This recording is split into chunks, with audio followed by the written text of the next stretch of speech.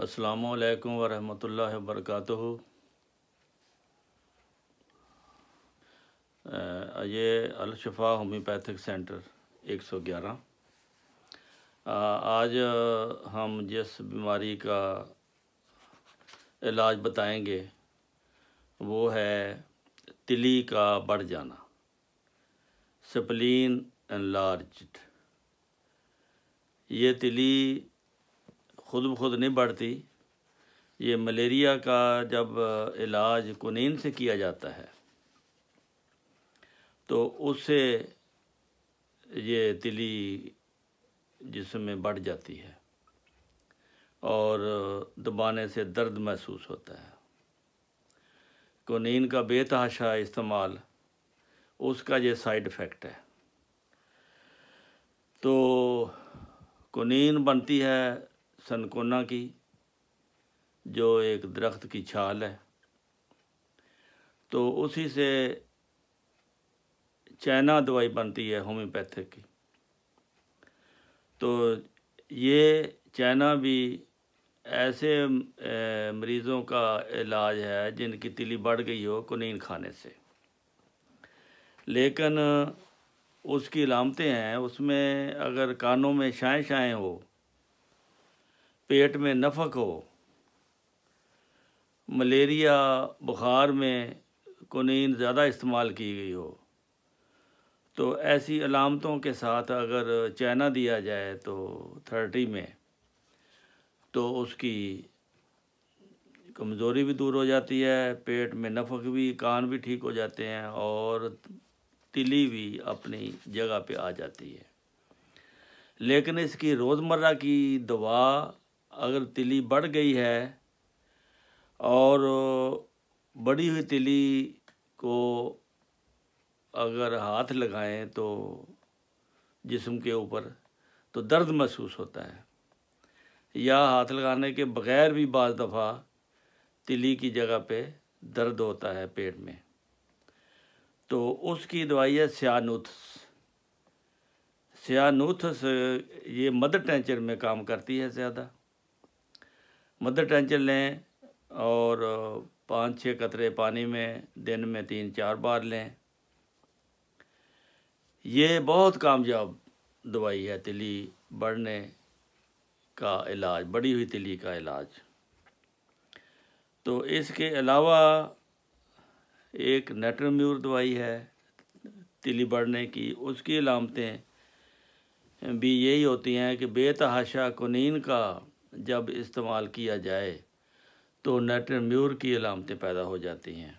उसकी ये अलामतें हैं, तिली बढ़ गई है, मरीज़ की ज़बान पर या मरीज़ के होंठों पर छोटे छोटे दाने पैदा हो जाते हैं बुलबुले से, और सिर दर्द रहता है, कब्ज़ होती है, प्यास भी ज़्यादा होती है और मरीज़ नमक को बहुत पसंद करता है। ऐसी अलामात हों तो फिर नेट्रम्यूर 200 ताकत में दें या 30 में दें। इस तरह इसकी 3-4 अद्वियात हैं। अगर कोई चोट लग गई है तिली पर, बढ़ी हुई तिली पर, तो फिर आर्निका लाजमी हो जाता है। चोट लगने से वर्म हो जाए, सोज हो जाए, तो फिर आर्निका 30 में दें।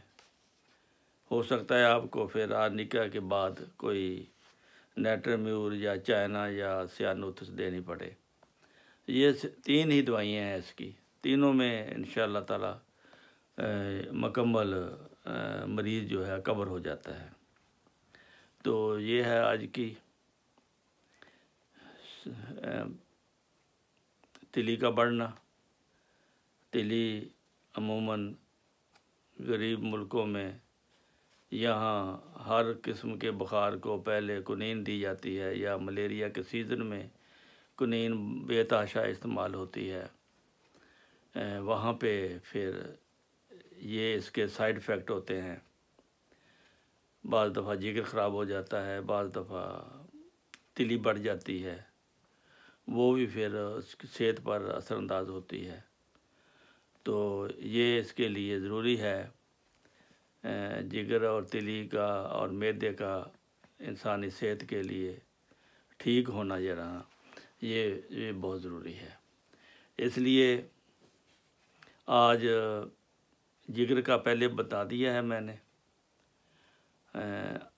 ये तिली का रहता था, ये भी बहुत ज़रूरी था अहबाब की मालूमात के लिए। तिली का बहरहाल जिगर की निस्बत आसान है इलाज। इसकी सिर्फ 4 अद्वियात हैं, इनमें से कोई तो लग ही जाएगी। रोज़मर्रा की दुआ सयानुथस है।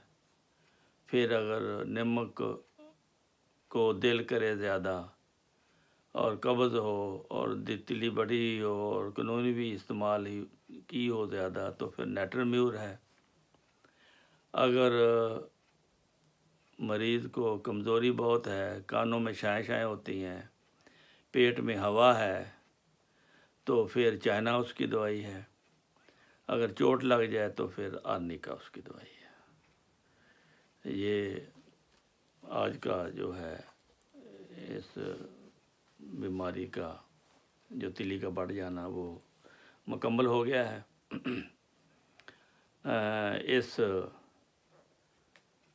को आगे फैलाएं और गरीबों की दुआएं लें जिनको तिली बढ़ गई है। डॉक्टर तो बहुत पैसे लेते हैं और वो ये आपका भेजा हुआ सुनकर अगर वो सस्ता इलाज हो जाता है गरीब को तो आप भी उसमें सवाब के हकदार हैं। तो इसको सब्सक्राइब करें और आगे अपने जानने वालों तक पहुंचाएं। तो अल्लाह ताला आपके साथ हो। अस्सलाम वालेकुम वरहमतुल्लाहि वबरकातुहू।